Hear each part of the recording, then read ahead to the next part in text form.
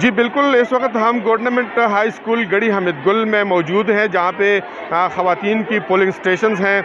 خواتین میں مردوں کی بنسبت زیادہ گہما گہمی نظر آ رہی ہے۔ سخت سردی کے باوجود بھی خواتین صبح سویر نکل آ چکی ہیں اور اپنے حق رائے دہی کا استعمال کر رہی ہیں، لیکن بعض جگہوں پہ ایسے مسائل سامنے آ گئے جس سے پولنگ کا جو عمل تھا وہ بری طرح متاثر ہوا۔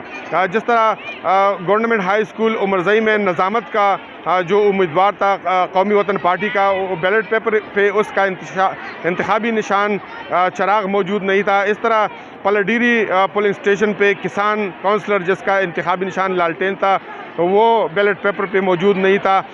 اس طرح جو ہے یہاں پہ گورنمنٹ ہائی اسکول گڑھی حامد گل میں خواتین جو عملہ خواتین ہے ان کو صحیح طریقے سے تربیت نہیں دی گئی تھی، جس کی وجہ سے وہ صرف ایک بیلٹ پیپر ایشو کر رہے تھے اور باقی 5 بیلٹ پیپر جو تھے وہ ایشو نہیں کر رہے تھے۔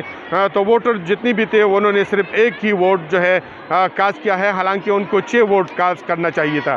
اس طرح جو ہے تنگی میں پولیس نے صحافیوں کو کوریج سے منع کیا، جس کی وجہ سے جو پولنگ کا عمل تھا وہاں پہ متاثر ہوا۔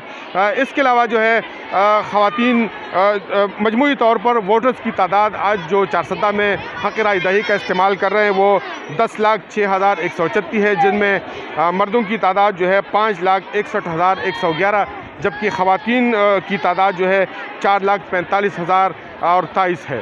جی